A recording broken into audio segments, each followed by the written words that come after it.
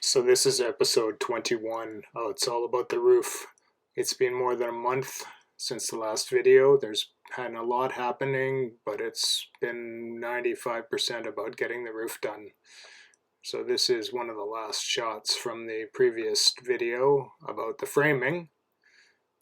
And here we see on June 6th, I believe, the load of trusses coming, and the guy's unloading 8 or 10 sort of bundles of trusses up onto different parts of the roof. And you see them starting to spread the trusses out on the garage. That was the first thing they focused on, and now they're using the garage as workspace. So nothing happening on the main house. The trusses are just sitting while they space the trusses out on the garage, get the sheathing on the roof, and now you see on the left-hand side the weatherproof fabric that goes under the metal roof.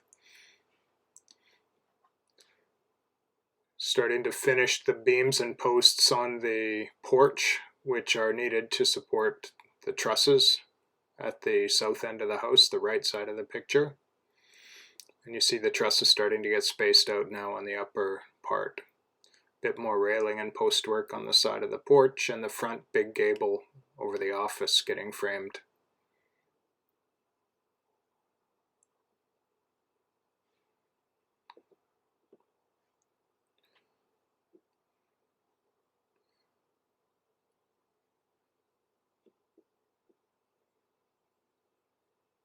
So just about all of it was trusses, with the exception of that front gable, which is all being stick framing. You need to know your compound miter cuts.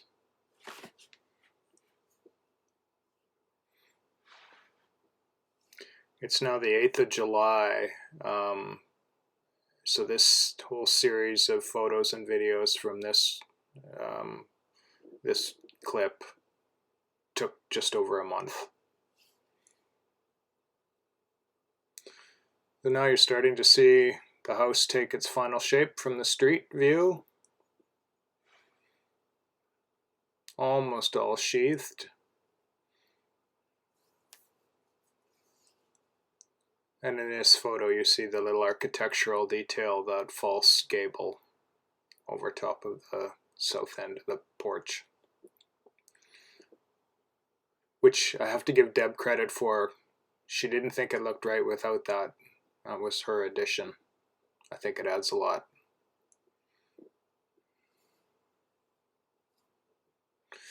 This is today. So here you see the weather on June 6th when the trusses arrived. I've got them a bit out of order. This is one of the last bundles that they put up on the roof. But it was one of the bigger and more interesting lifts.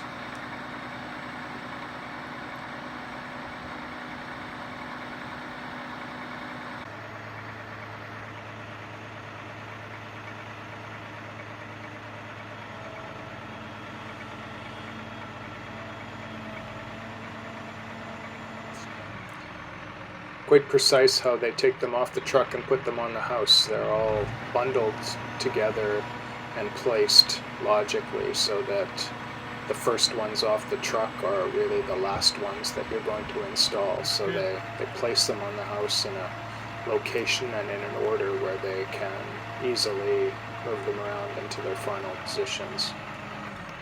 It's quite clever, really.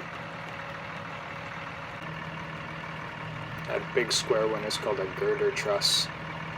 And all the sloping, steep 12-12 pitch rafters hang off of that, and that basically acts like a big joist running the long axis of the top of the roof.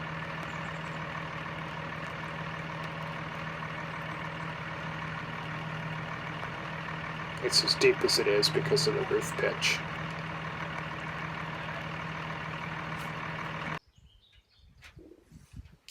Here you just see a few shots of what the maze of joists looks like on the upper floor.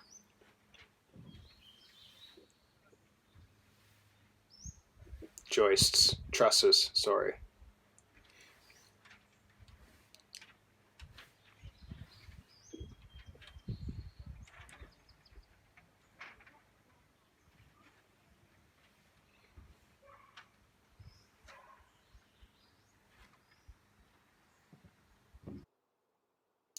And now just a bit of a time lapse looking at it from the back of the house down in the garden below the slope.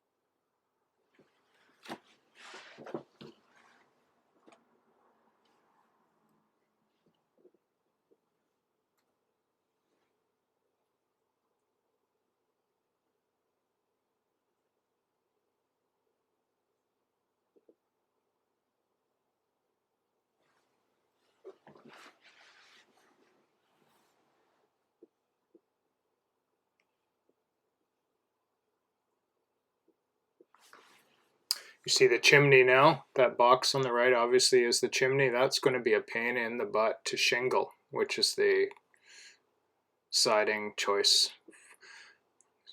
The back of the house, well, the whole house will be a mixture of lap siding and cedar shingles, all painted and stained a nice silvery gray color, and the trim will be white, inspired by some of the beautiful little cottages we saw in Nova Scotia.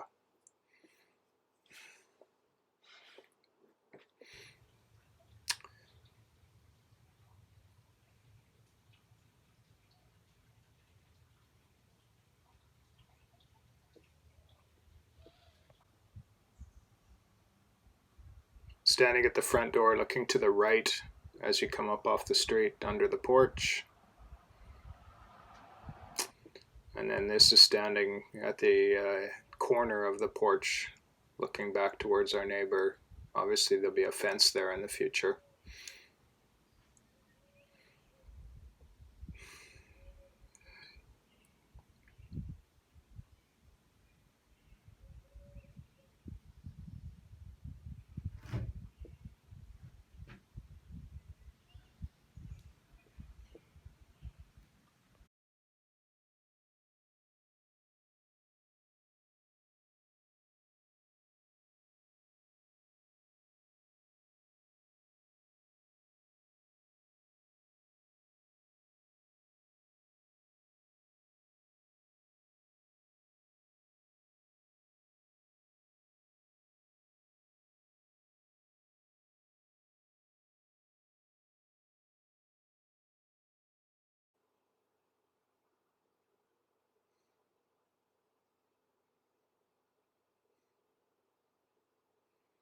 So next, in the next week, they'll finish the fascia around the eaves. The metal roof will go on. The windows and doors will start to go in after they wrap the garage and the house in the Tyvek exterior paper, whatever you call that stuff.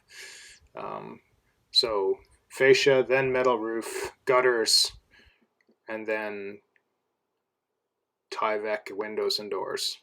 And we will be at what they call lockup. Until next time, bye.